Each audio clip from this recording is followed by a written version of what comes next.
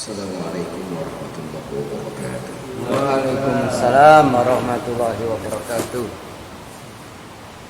Innal hamdalillah nahmaduhu wa nusalli wa nusallimu ala rasulihil karim wa ala alihi wa ashabihi ajma'in. Allahumma subhanaka la ilma lana illa ma 'allamtana innaka antal alimul hakim wa tub 'alaina ya maulana innaka antat tawwabur rahim. Hadratul muhtaramin, cinta ilmu, pendana kampung akhirat yang dirahmati Allah Azza wa Jalla. Alhamdulillah. Niki dihadapkan ke sini akhirat kan.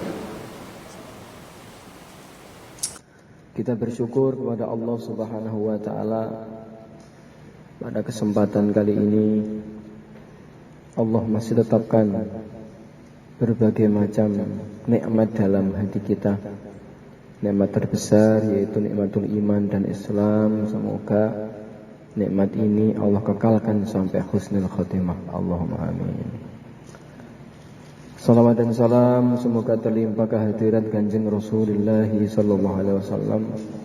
Semoga kita semua mendapatkan syafaat beliau kelak di yaumil qiyamah. Allahumma amin.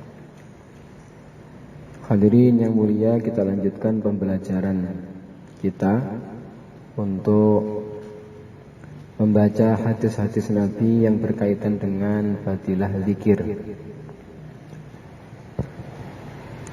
Halaman 11 ya.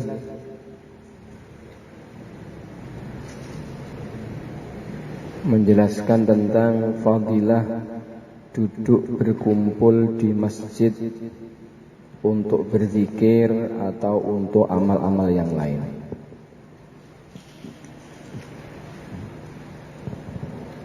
Bismillahirrahmanirrahim. Dari Sayyidina Abu Darda radhiyallahu taala anhu, beliau berkata, aku mendengar baginda Rasulullah sallallahu alaihi wasallam bersabda, masjid adalah rumah tiap orang-orang yang bertakwa, dan Allah akan menjamin orang-orang yang menjadikan masjid sebagai rumahnya dengan kelonggaran, rahmat, dan kemudahan meniti sirat menuju keridhaan Allah Subhanahu wa taala, yaitu surga. Hadis riwayat Tabrani dan Al-Bazzar.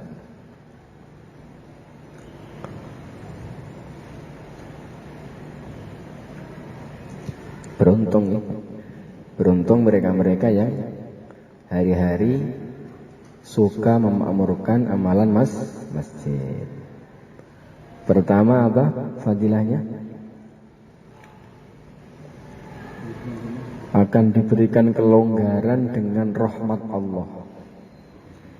Diberikan dengan kelonggaran dari berbagai macam kesusahan, rahmat Allah, dan diberikan kemudahan meniti sirat. Dari Sayyidina Abu Sa'id Al-Khudri radhiyallahu ta'ala anhu, dari baginda Nabi sallallahu alaihi wasallam, bila kalian melihat seseorang yang selalu membiasakan diri pulang pergi ke masjid, maka saksikanlah oleh kalian bahwa dia adalah orang yang beriman, karena Allah Subhanahu wa ta'ala berfirman, innama ya'muru masajidallahi man amana billahi wal yawmil akhir. Kalau kita lihat orang kok tempatnya itu di masjid, hatinya terpaut dengan masjid, pulang pergi ke masjid, saksikan dia itu orang yang beriman. Alhamdulillah ya, kita dikenalkan dengan usaha dakwah ini, sehingga yang mana usaha dakwah ini diantara tujuannya adalah mendekatkan umat kepada masjid. Maknanya apa? Ya, memudahkan kita untuk meningkatkan iman kepada Allah dan hari akhir. Dari Sayyidina Anas radhiyallahu taala anhu, beliau berkata, aku mendengar baginda Rasulullah sallallahu alaihi wasallam bersabda, sesungguhnya orang-orang yang memakmurkan rumah-rumah Allah, masjid adalah ahlullah, orang-orang yang dekat dengan Allah. Iya. Gitu loh. Ini khidmat kasihkan orang rondang, orang pos. Kenapa? Karena di hari-hari di pos. Ini loh, kasihkan orang-orang khirosah. Loh, kenapa? Hari-hari dia khirosah. Ini kasihkan orang-orang markas. Ya, di masjid. Lah orang kalau hari-hari di masjid, ahlullah, orang-orangnya Allah, orang yang dekat kepada Allah. Saking kedekatan nisbatnya kepada Allah sehingga dikatakan ahlullah.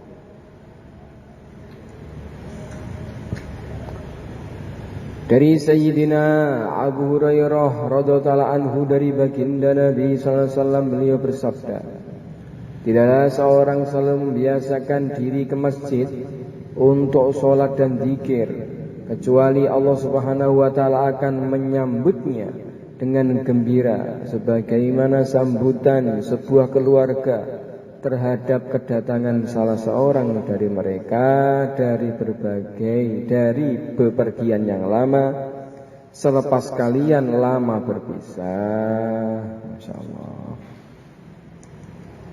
Jadi Allah ridho, maknanya begitu. Allah ridho kepada hamba yang memakmurkan masjid. Assalamualaikum. Dari Sayyidina Mu'ad bin Jabal radhiyallahu ta'ala anhu, sesungguhnya baginda Nabi SAW bersabda, sesungguhnya syaitan itu seperti serigala yang biasa memangsa kambing, dan sesungguhnya serigala hanya akan memakan kambing yang menjauh dan menyendiri dari rombongannya. Maka jauhilah kebiasaan menyendiri dari lereng gunung, dan selalulah bergabung dengan jamaah dan rajinlah pergi ke masjid. Pentingnya berkumpul dengan komunitas. Orang itu seperti serigala. Orang itu seperti kumpulan kambing-kambing. Kalau kambing bersama timnya, itu serigala mau datang sungkan. Iya memang tidak berbobot tapi banyak gitu. Jadi banyak itu penting juga. Nah, Islam tapi Islam KTP loh. Islam KTP. Tapi KTP-nya Islam gitu loh. Orang Islam jadi pede diantaranya kan karena jumlah yang banyak. Itu ada sisi syukurnya, itu ada sisi percaya dirinya. Oh, Islam banyak. Coba kalau misalkan dihitung Islam itu hanya yang sholat subuh, apalagi yang sholat subuh berjamaah, waduh, habis. Makanya karena KTP dihitung banyak, nggak masalah. Jadi jangan meremehkan hanya KTP Islamnya, nggak apa-apa. Karena ngitung data lewatnya ya KTP itu kok. Akan kita terasa sedih apabila banyak KTP yang berisikan agama non-Islam. Oh, ini banyak orang non-Islam, banyak KTP, tapi non-Islam, Pak. Lah iya, loh. Makanya orang-orang Islam itu walaupun hanya Islamnya itu enggak sungguh-sungguh gitu ya. Itu kalau saudara muslimnya itu kesusahan itu ya melok sithik akeh melok bantu. Walaupun hanya gali kuburan, walaupun karo rokokan, maaf, ada yang gali kubur sambil minum khamr nang yo cek muslim ngono. Tapi yo duablek ngoten niku. Coba gali kuburan sambil apa? Minum khamr. Wah, itu ya masalah sebenarnya. Tapi muslim wis ben wae. Gali kuburnya bagus, minum khamrnya enggak bagus, muslimnya bagus. Sama dengan ben malaikat sing ngatur. Piye? Pentingnya napa? Kita punya komunitas, selalu bergabung dengan jamaah. Dan orang itu kalau bergabung dengan jamaah itu akan terjaga banyak hal. Rohaninya bisa terjaga. Orang berani maksiat itu kalau sendirian, plus ada kesempatan. Idealnya begitu. Orang membuat pelanggaran itu karena ada kesempatan, didominasi oleh nafsu, akhirnya berbuat pelanggaran. Pengen berbuat pelanggaran, tapi di tengah komunitas orang-orang baik, agak penak. Sungkan. Jadi sungkan ini bisa menyelamatkan kita dari sisi negatif. Dan maka pentingnya untuk tidak menghindar dari jamaatul muslimin, kumpulan-kumpulan orang Islam.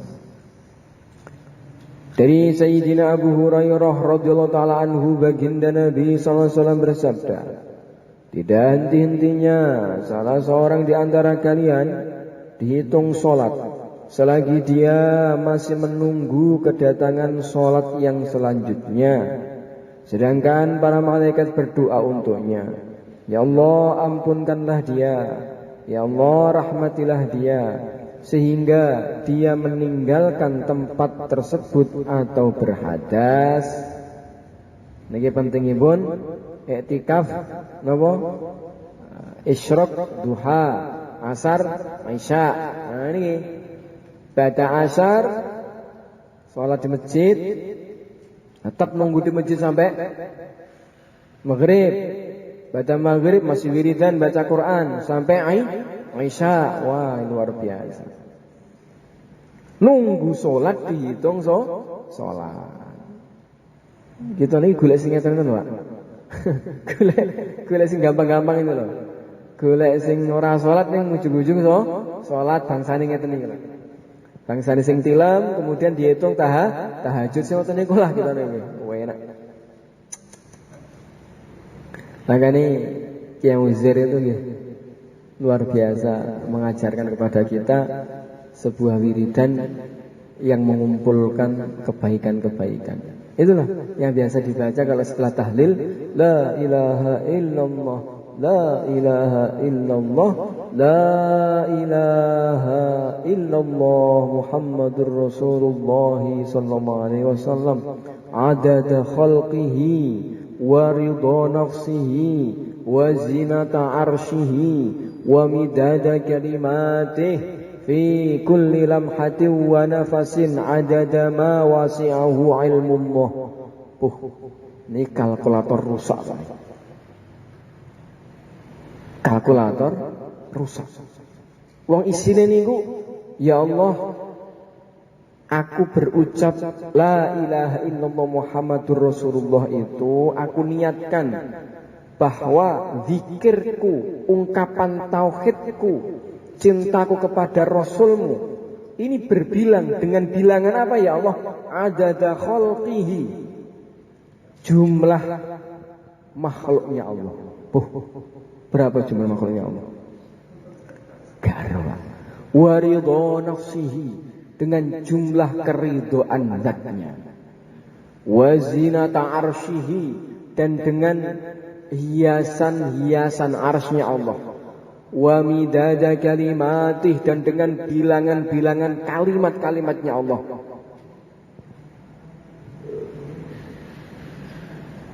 Ditambah lagi, fi kulli lamhatin wa nafasin, dalam setiap kerdipan mata. Mata mana saja, dan hembusan nafas. Nafas mana saja. Lamhatin. Terus ada dama wasi'ahu ilmullah, dan dengan bilangan yang dicakup oleh ilmullah. Kalkulator rusak nih Pak. Bener sakit nih. Lalu kita ketompo setunggal nih kawan pun geger nih dunia akhirat bahkan. Makanya enten niku setunggalipun ulama ketika dugi teng Mekah Al-Mukarramah teng mriku napa nyampeaken alhamdulillahi ala ni'matil imani wal Islam. Balik nang negara ni. Tawakkalna. Di dekat Ka'bah baca lagi apa? Alhamdulillahi ala ni'matil iman wal islam. Krungu swara. Iki kalimat sing biyen ditulis e pahlawan urung tek teko saiki wis ngomong neh. Masya Allah. Jadi enten amal-amalan sing ngoten niku sing berbilang yang bisa digandakan.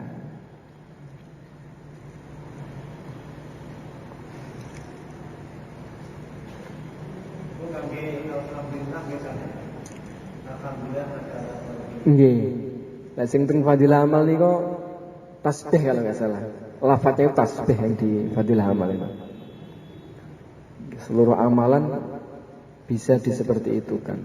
Maka di antara niatnya yang bagus itu kalau kita beramal, ya Allah, aku beramal seperti ini, aku niatkan ya Allah, luruskan niatku dan ikutkan niatku sebagaimana niat guru-guruku, niatnya orang-orang soleh. Seperti itu misalkan.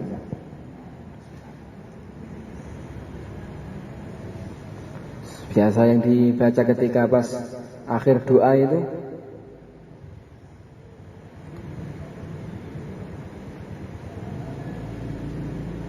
nas'aluka min khairi ma sa'alakahu nabiyyuka Muhammad sallallahu alaihi wasallam wal anbiya wal mursalun wal malaikatukal muqarrabun wa ibadukas sholihun. Itu juga itu.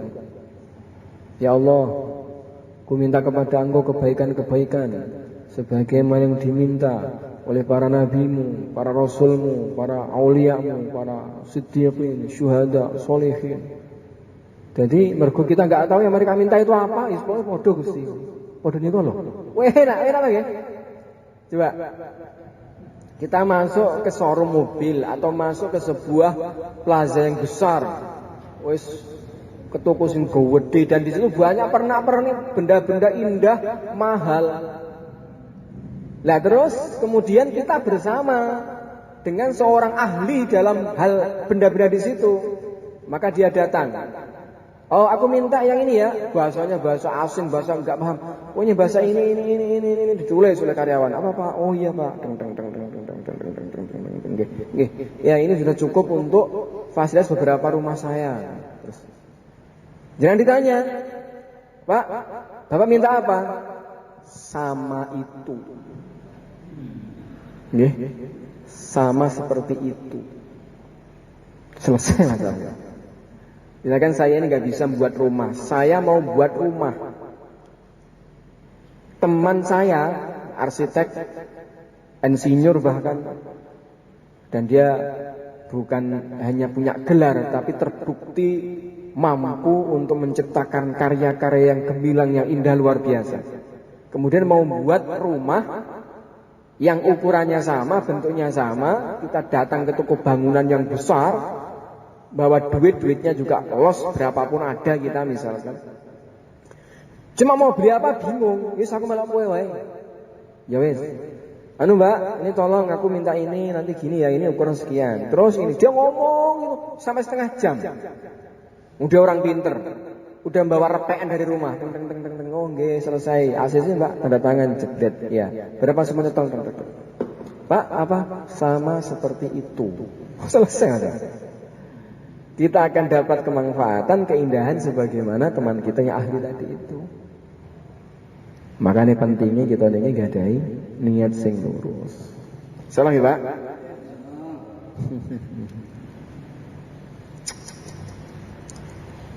Dan dalam riwayat Muslim, baginda Nabi SAW bersabda, tidak henti-hentinya seorang hamba dihitung sholat selagi dia masih berada di tempat sholatnya, musallanya. Karena menanti jamaah sholatnya akan datang, sedangkan para malaikat berdoa untuknya, ya Allah, ampunilah dia, ya Allah, rahmatilah dia, sehingga dia meninggalkan tempat tersebut atau berhadas. Ada orang bertanya, apa maksudnya berhadas? Baginda Rasulullah SAW bersabda, kentut baik bersuara ataupun tidak. Nah ini Jadi kalau sudah bersuara sudah kentut itu sudah batal.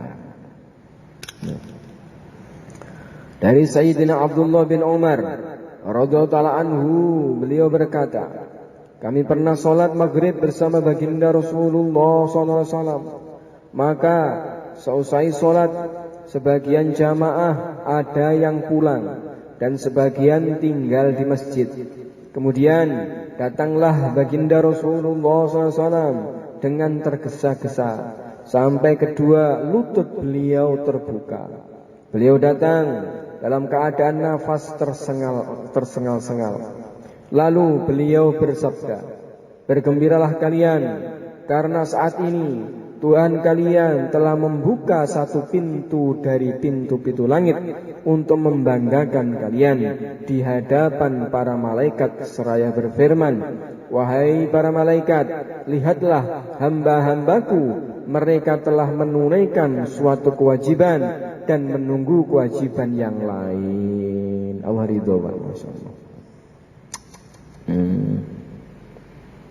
Jadi kalau kita menunggu dari satu sholat ke sholat yang lain dengan zikrullah, dengan amal-amalan di masjid, ini meridhokan Allah. Makanya orang yang kerjanya itu marbut masjid itu sebenarnya pekerjaan besar itu. Masya Allah.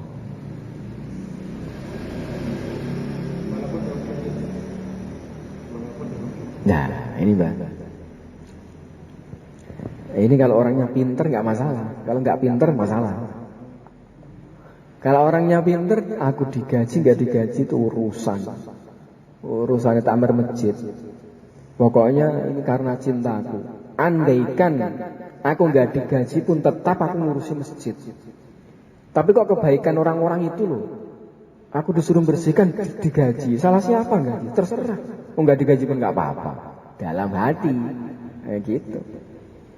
Dan memang andaikan kalau misalkan nggak digaji pun tetap dia akan khidmat di masjid. Oke, di situ mungkin struktur nggak dimasukkan karena masjidnya digantikan pekerja yang lain. Tetap dia akan bekerja di masjid yang lain untuk membersihkan, untuk azan, untuk iqamah dan sebagainya.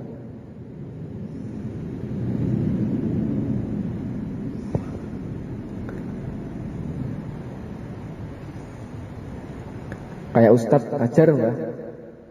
Ustadz ngajari gimana itu? Secara fikihnya Ustadz meluangkan waktu. Waktunya diberikan penghargaan. Karena kalau enggak untuk ngajar bisa untuk yang lainnya. Akhirnya diberikan gaji. Itu fikihnya. Terus kiai kita, guru-guru kita memberikan arahan kepada kita. Ustadz kuwi kalau ngajar niatkan ngambil gaji itu supaya bisa ngajar, bukan ngajar agar dapat gaji.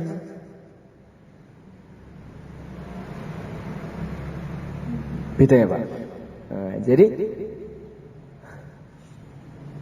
gaji yang ditetapkan gaji apa? Syariah bisyarah yang diberikan kepada ustadz itu diterima aja, dan itu halalan thayyibah. Niatkan ngambil itu supaya bisa untuk keperluan hari-hari dan agar bisa konsentrasi ngajar. Ini yang lurus. Kalau yang nggak lurus, aku tak ngajar biar dapat gaji.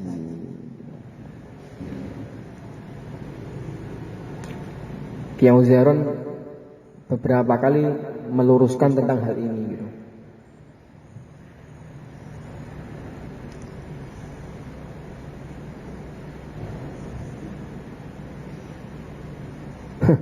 Pernah suatu hari itu ada pejabat tinggi negara datang ke Temboro. Ketika itu beliau sebelum menjabat itu minta doa restu kepada kiai, didoakan, terus jadi. Setelah jadi itu lama datang ke Temboro lagi, silaturahim minta doa. Dalam sambutannya itu menyampaikan, saya itu malu dengan kiai Temboro. Dulu sebelum menjabat saya itu di sini minta doa, didoakan terus jadi. Tetapi tak nanti kok Yai Temboro nggak minta apapun ke saya, tak tunggu jadi Mbah Yai. Akhirnya terus Kiai sambutan. Tadi kok Pak Fulan tuh menyampaikan begitu. Gini loh Pak, tertibnya Kiai itu nggak boleh toma pada pejabat. Tetapi pejabat ya harus tahu diri gitu loh. Di gua aja di depan itu kan umum gitu. Maknanya indahnya begitu. Misalkan jenengan nanti diberikan anugerah bisa mendirikan pesantren, ya, bisa mengelola TPA, bisa mengelola masjid, bisa mendatangkan seorang guru atau bagaimana. Mengenai guru itu niatnya apa terserah dia. Tetapi tugas kita, tugas yang diajar itu sendiri, tugas yang mengajar sendiri.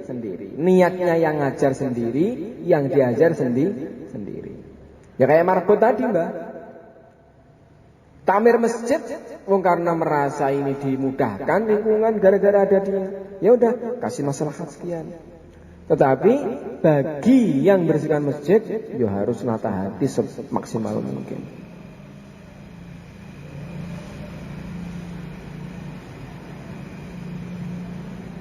Tata hati, tawakal kepada Allah.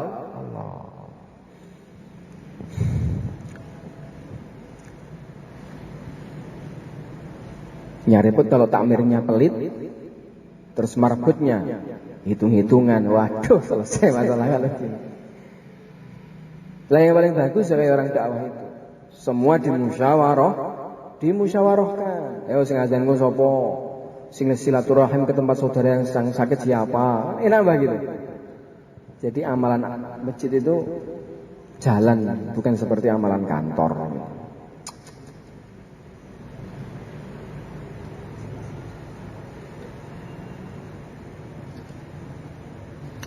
Dari Sayyidina Abdullah bin Umar, beliau berkata, oke sudah ya.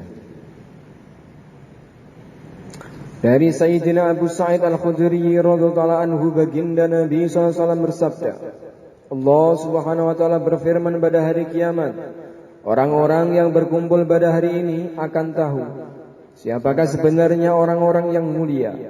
Baginda Rasulullah SAW bersabda, ditanya, siapakah orang yang mulia pada hari itu? Wahai Rasulullah, beliau menjawab, orang-orang yang selalu menghadiri majelis-majelis zikir di masjid-masjid. Kenapa? Istighosa. Jadi istighosa itu ada dalilnya. Istighosa bertempat di masjid itu ada dalilnya. Bahkan mereka nanti akan tergolong orang-orang yang mulia, yang dimuliakan di akhirat nanti.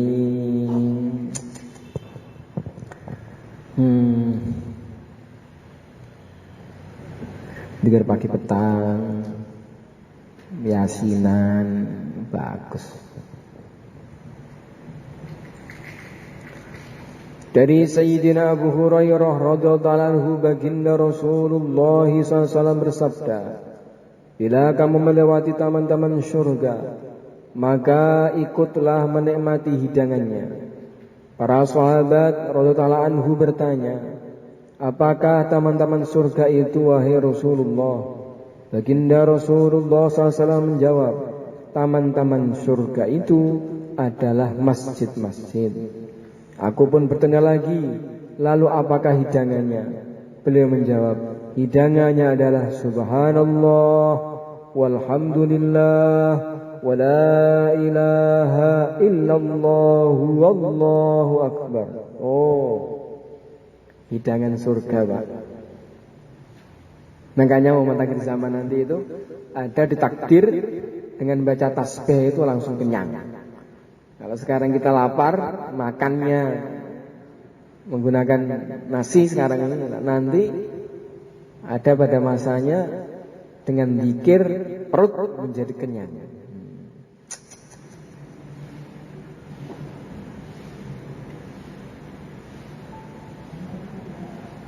Maka kalau kita berzikir kemudian hati kita tenang, Itu memang benar. Karena rohani kita mendapatkan asupan suplemen makanan. Orang yang hatinya gak pernah berzikir akan sumpek, akan susah, pola pikirnya ruwet, tujuannya itu bukan akhirat, sing dipikir dunia tok. Dunia ini baru dipikir sudah memusingkan, difikirkan memusingkan, dibayangkan memetkan, ditandangi koyo iya oh. Wis, gak ada habis-habisnya. Ini belum selesai, itu belum selesai, ini belum digarap, ini pengen digarap.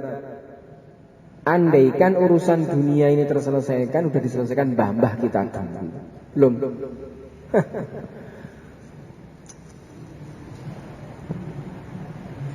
Ya memang dunia ini medan, lapangan untuk berkarya, penghambaan diri kepada Allah. Ya nggak akan selesai.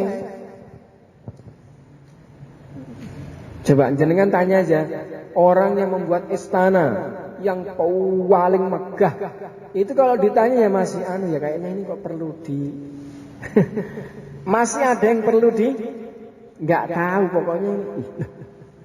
Ternyata kok kurang sesuai, kayaknya masih perlu itu baru sepetak tanah. Terlihat dari dalam, tampak luar loh.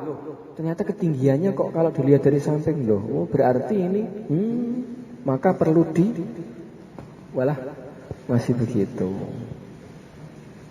Dan gak ada habisnya.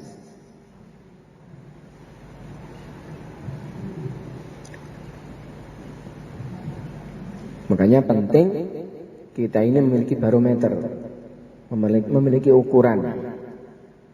Notoknya itu urusan dunia itu bagaimana toh? Cukup itu aja. Napa? Cukup. Dan itu harus kita usahakan. Kita harus mengupayakan ngerasa cukup. Selagi kita nggak berusaha ngerem, los nih Pak. Wah, Pak Ustadz ini namanya gaya ngomong ngono lho. Nggih Pak, kula ngomong ngeten mergo kula sering latihan. Sering latihan di bledok donya. Nggih.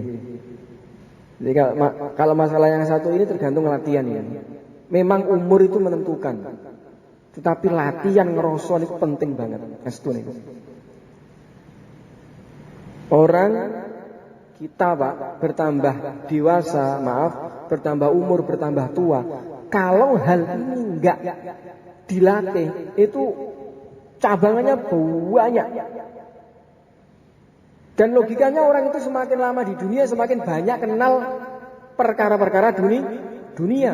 Sehingga banyak agenda-agenda. Kalau gini gimana? Oh, kayaknya enggak. Tapi kalau ini kayaknya. Tapi tunggulah. Kayaknya lupa. Yang kemarin tuh. Kata mbah-mbah kita apa? Banyak makan asam garamnya tuh juga tenan. Akhirnya kolesterol, asam urat. Gitu. Kalau yang asam urat itu kaki, tangan masih bisa diobati. Kalau hati, waduh ini perlu banyak zikir, perlu banyak kampung akhir, ingat kampung akhirat. Gitu.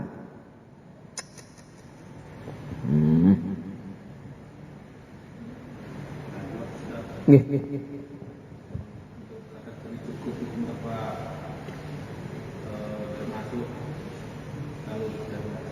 Termasuk orang yang termasuk bersyukur, itu satu. Yang kedua dengan kami itu ada masjid tapi sudah tidak diurus sama sekali karena ada masjid yang baru, karena waktu itu masjid tersebut arealnya itu kurang luas, sehingga ada yang ngasih kira-kira 100 meter itu ada yang ngasih wakaf masih, sehingga kita membangun masjid yang di agak luas itu bagus. Tapi masjid yang lama itu sudah tidak turun, terus bocor semua, total kita bakal itu menimbulkan dosa bagi lingkungan.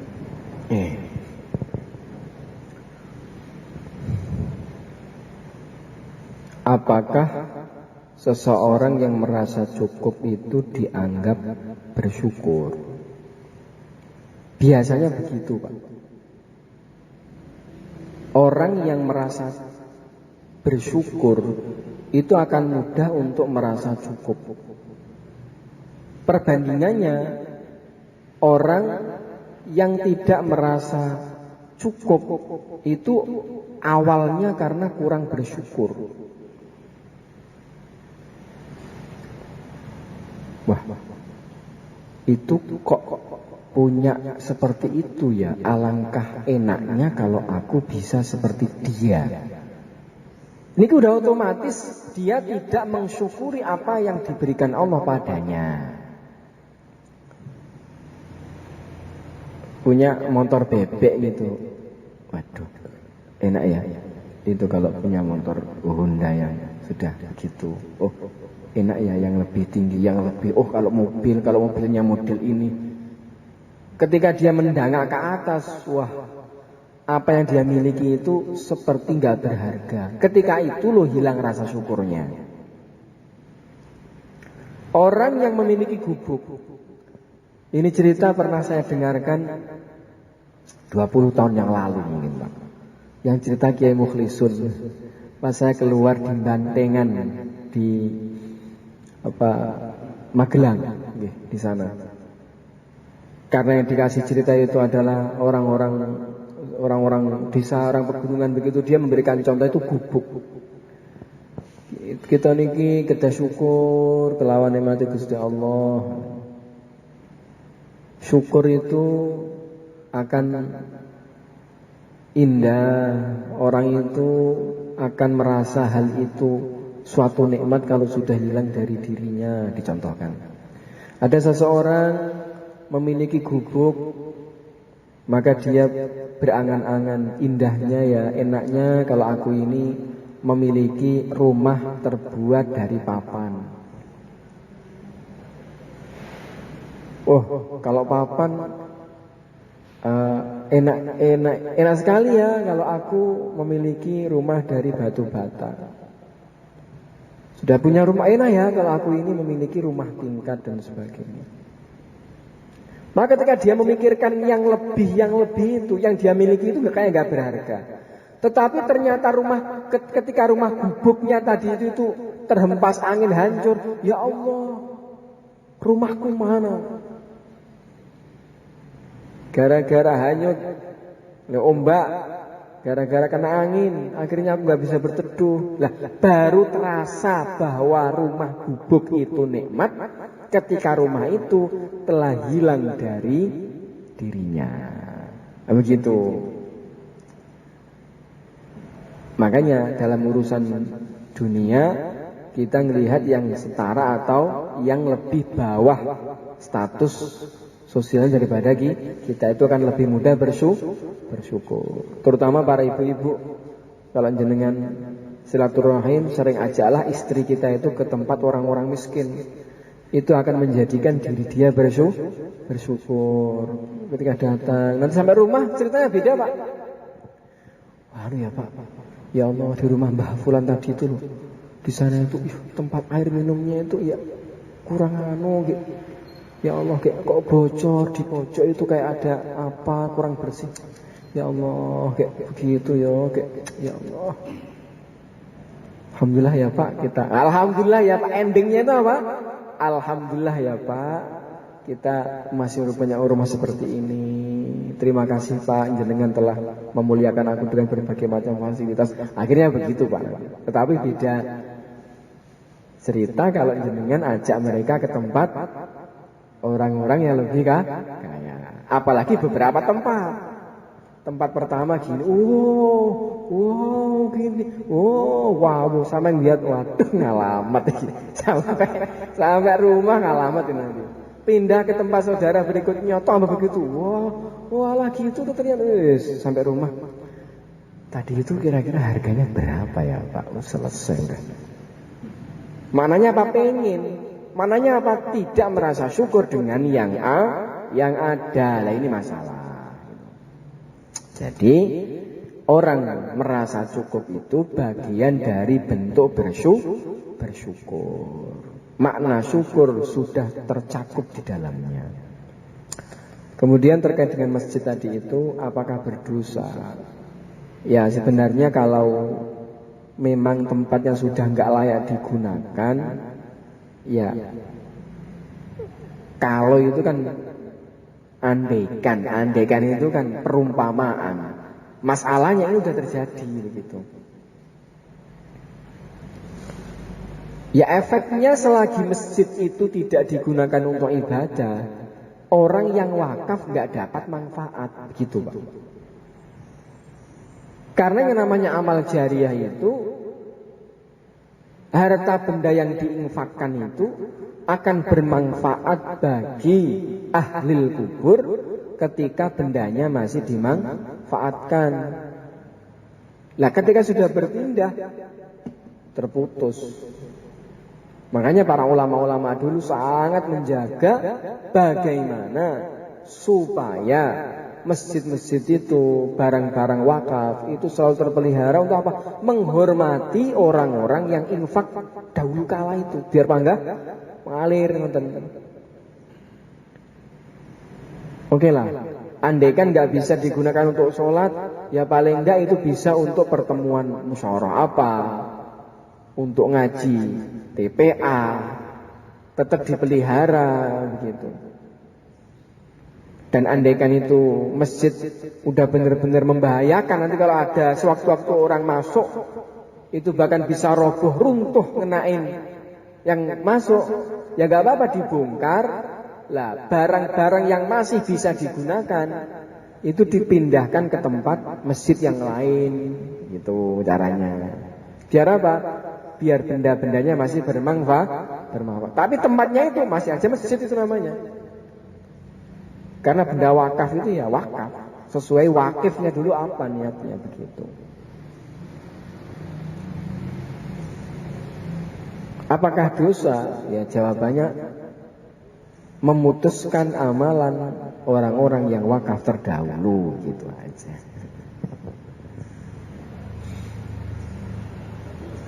Kalau tadi merasa cukup tadi bersyukur, kemudian dari bersyukur, apakah orang yang merasa kaya itu bagian dari sombong atau tetap bersyukur? Merasa kaya itu ada dua sisi Pak.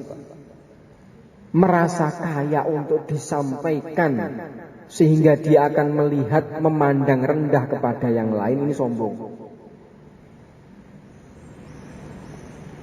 Yang kedua, merasa kaya maknanya apa? Aku udah cukup. Namanya istighna anin nas. Enggak butuh kepada manusia, enggak butuh kepada selain Allah. Ya kafi ya huni ya fattah ya rozak. Ya Allah, dengan sifat hunimu kayakanlah diriku.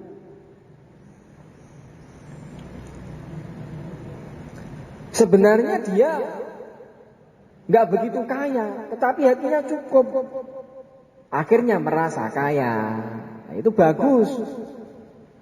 Yang nggak boleh itu kalau sok kaya. Sok kaya yang identik dengan kesombongan, menganggap yang lain itu tidak punya apa-apa. Dan nanti sikapnya jadi beda orang seperti ini.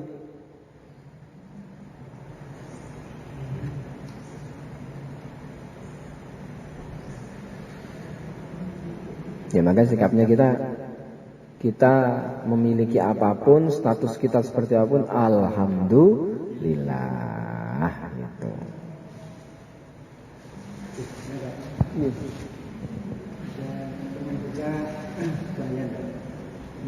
Tapi ini tidak dijelaskan, cuma begini. Dunia itu rohnya agama, rohnya dakwah, rohnya pengorbanan, rohnya ikhlas. Tapi tidak dijelaskan. Gitu. Nggih. Agama itu, dunia ini rohnya agama. Wallahu alam, penjelasannya panjang, mungkin yang saya pahami adalah dunia ini masih akan tetap berdiri tegak, belum terjadi kiamat, selagi di dunia ini masih ada orang yang mengucapkan lafaz Allah, Allah.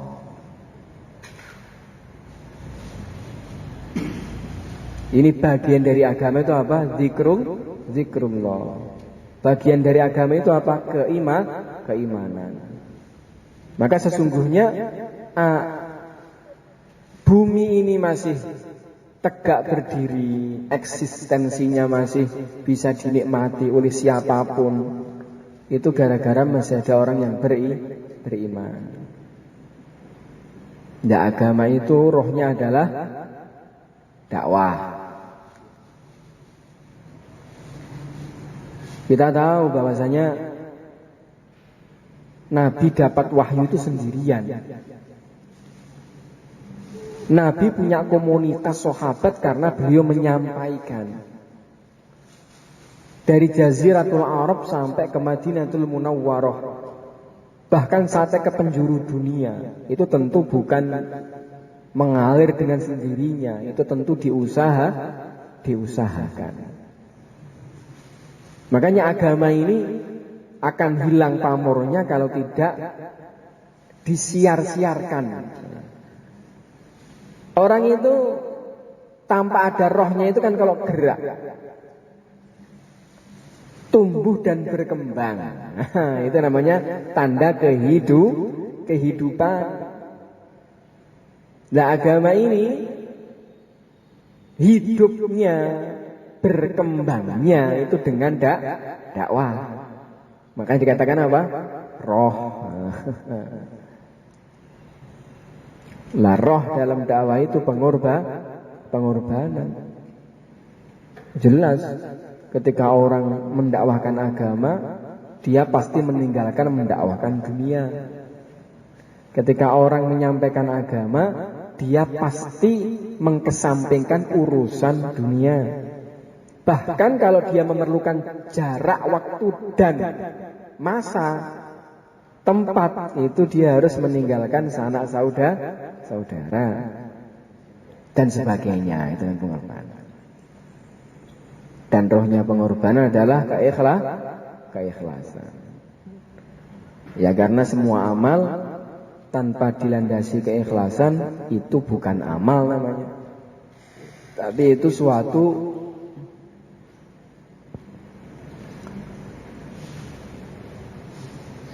formalitas. Sholat, ketika sholat itu tidak ada rohnya keikhlasan, ya olahraga. Ketika dakwah itu tanpa ada keikhlasan, ya olah seni bicara, senam mulut, dan seterusnya.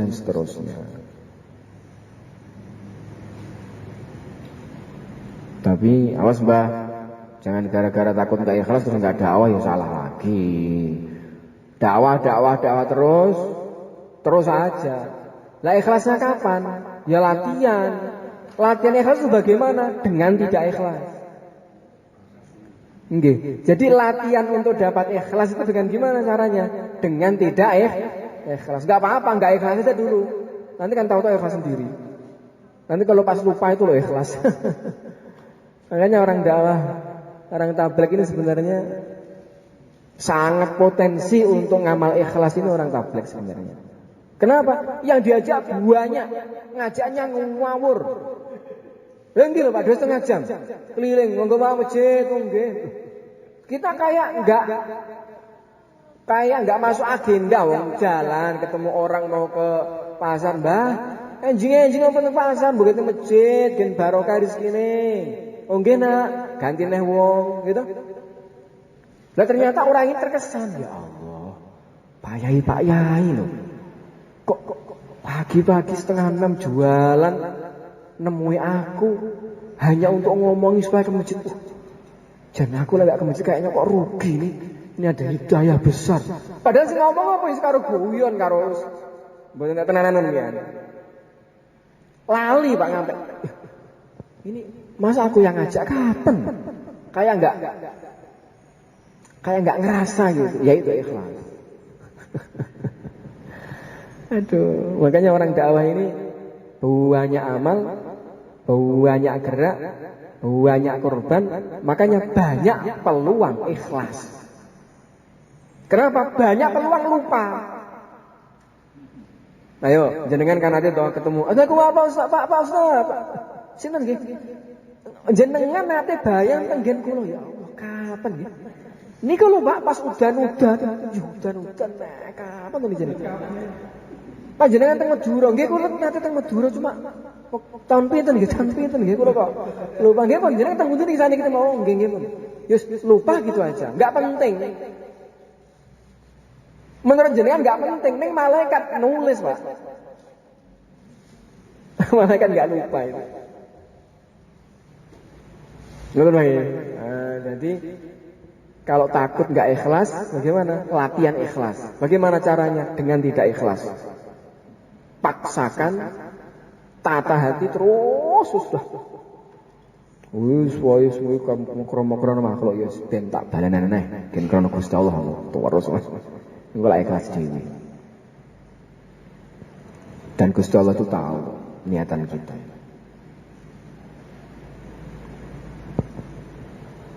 Salah nggih? Alhamdulillah.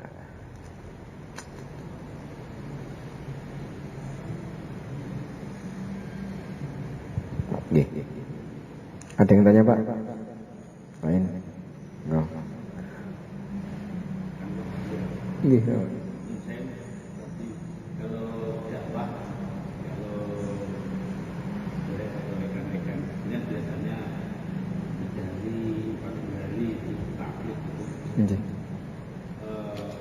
Apakah kanjeng Nabi atau Rasul juga demikian? Kanjeng Om. Kalau ini teman-teman tabligh kok keluar 3 hari, 40 hari, apakah Kanjeng Rasul dan para sahabat begitu ya, Pak? Ini kita cabut nih.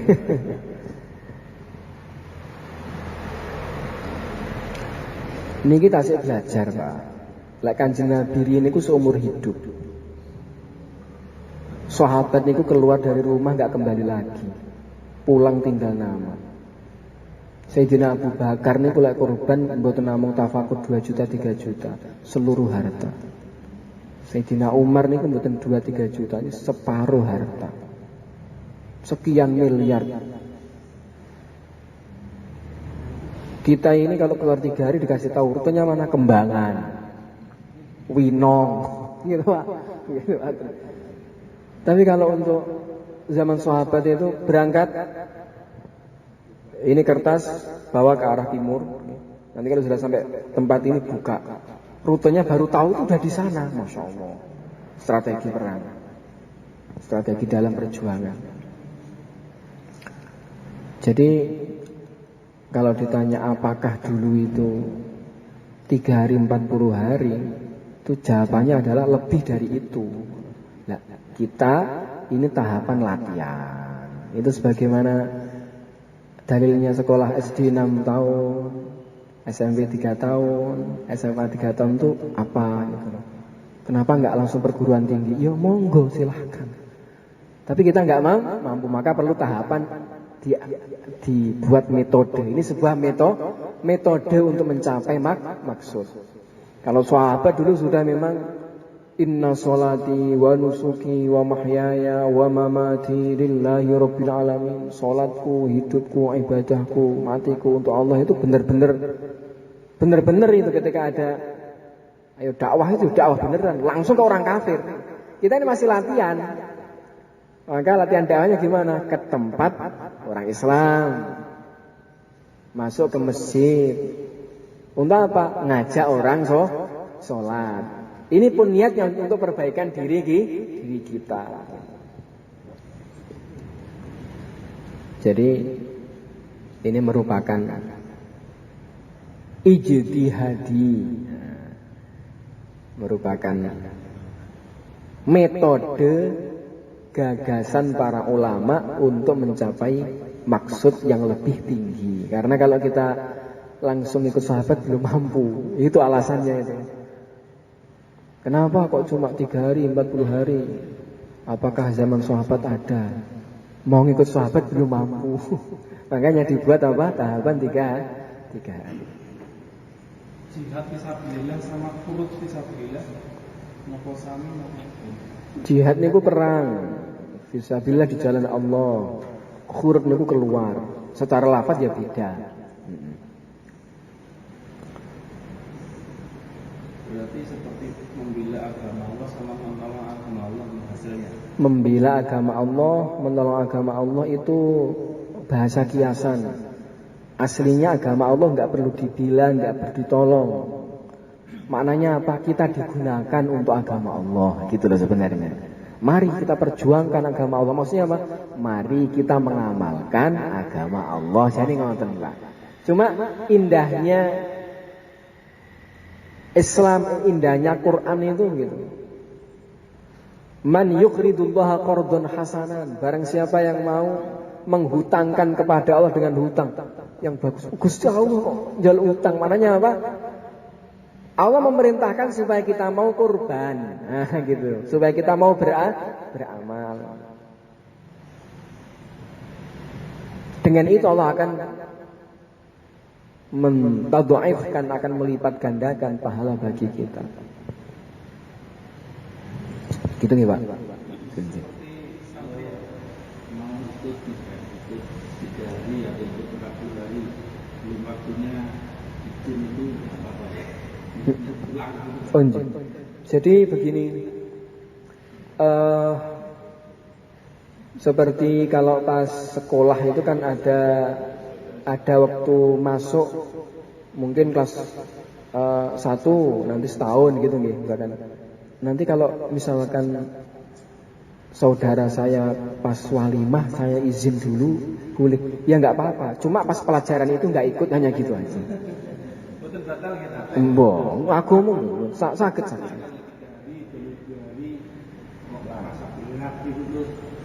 Mboten napa-napa, coba mawon kene Pak Kris. Nggih. Mboten napa-napa, Pak. Wis, jangankan gitu, Pak, sehari aja enggak apa-apa kok. Misalkan aku tak nyicipi jane iki makhluk opo to jane iki. Rasane iki pinggane kompor ngalor ngidul. Pak Tris sampean tanggal ini. Nggih. Sekali-kali Pak Tris jajak niki. Niku 2 hari, mboten napa-napa, Pak. Bojoku aku tak izin 2 hari untuk memperjuangkan. Oh, gitu. Mboten napa-napa. Nggon nggih. Panas. Rasulullah mengeluarkan 100 jamaah. Nggih. Beliau mengikuti 25 jamaah. Tapi jamaahnya itu kalau saya baca yang paling sedikit 7 orang. Tapi ada 500 orang, ada 1000 orang. Kok besar sekali kan jamaahnya itu. Terus saya harus bagaimana ini, Pak? Cara kerja kalau kita kan paling banyak kan 12 orang. Oh gitu, nggih Mbah. Niku ceritane ketika itu perjuangan Islam itu penuh resiko yang luar biasa. Yang dihadapi itu benar-benar orang kafir, toy nyowo Mbah ketika itu. Jadi benar-benar itu datang bukan masjid niku. Niku angkat senjata bener lah niku jan melaku panas ngoten niku. Niki memang kondisionalnya itu begitu. Lah kita ini memang makanya tadi masih latihannya dihadapi pun juga teman-teman masjid sendiri. Yang dibawa pun kompor bukan pedang, gitu. Kita fadilah amal bukan bom. Kita disiram dengan cai, kopi dan teh, bukan dengan anak panah. Jadi jangan beda banget gitu. Nggih roti, bukan bom dilempar roti. Mau pulang di sangoni senyuman, pokoknya luar biasa. Diharapkan untuk kembali. Jadi memang ini latihan untuk ke dalam. Lah metode 3 hari semacam itu harapannya kan belajar ngempet kan ngoten lho. Mengke lek ngempete niku kuat dan niku mengke biasanya hasilnya kuat. Dan menambah harmonis biasanya ngoten dengan keluarga maksudnya. Kata orang Arab, zurhiban tazdad hubban. Berziarahlah jarang-jarang akan menambah kecintaan. Kalau istri ngomel, istri ke kita nggak harmonis, itu mungkin karena jarang ditinggal. Ketika sesekali ditinggal itu akan tampak. Jadi akan tampak indahnya, manfaatnya kita itu pas kita nggak ada. Ternyata aku baru mengetahui keampuhanmu bapakku. Nah ketika pas datang nggak disia-siakan panjenengan. Terus pundi ini kan mun siapaken ngeten nggih. Lagi lek ngoten numani Pak setiap bulan pengen 3 hari. Akhirnya ngoten. Santri kita itu setiap tahun itu ada program 40 hari sosialisasi. Itu targetnya apa Pak Yai? Santri biar banyak apa kalau targetnya? Yang pertama biar latihan seperti apa usaha dakwah ini. Usaha dakwah metode Maulana Yasin seperti apa itu belajarnya. Adapun manfaat untuk diri santri ya santri akan menjadi mentalnya kuat menghadapi masyarakat. Akan tahu bagaimana cara menyampaikan ilmu. Akan tahu kekurangan-kekurangannya ketika di luar. Ternyata ini bab ini aku belum tahu. Yang ini aku masih nggak ngerti. Ditanya begitu aja aku bingung. Loh hafal aku belum keren. Ngimami aja grogi. Berarti pas kembali harus lebih meningkatkan prestasi. Ya sesuai dengan tafakur. Jadi nggak semuanya kita pilih yang memang layak untuk dikeluarkan. Terpilih itu nggak wajib. Jadi mereka mendaftarkan diri, kita fasilitasi, tapi kita seleksi, begitu Pak. Anjuran. Ini amalan Pak. Kita memfasilitasi. Pelajarannya yang ditinggal nggak? Ditata. Udah ditata, udah diselesaikan di awal. Kalau yang berangkat awal nanti akan dikumpulkan alokasinya di akhir gitu. Buat ditata alokasi waktunya. Itu selain Al-Fatah di Indonesia ini pondok seperti itu mana? Wallahu alam katanya ada. Ada. Takbir juga. Jakarta ya? Wallahu alam banyak ya Pak. Pondok-pondok kecil itu di mana-mana Pak. Ada di Jakarta, ada di Magelang, ada di Malang, ada di mana-mana. Kalimantan. Insyaallah nggih. Mengke kagem lanjutipun Pak siapa namanya? Pak Eka mengke untuk bisa ngobrol dengan teman-teman yang biasa 3 hari itu seperti apa teknisnya gitu. Nggih.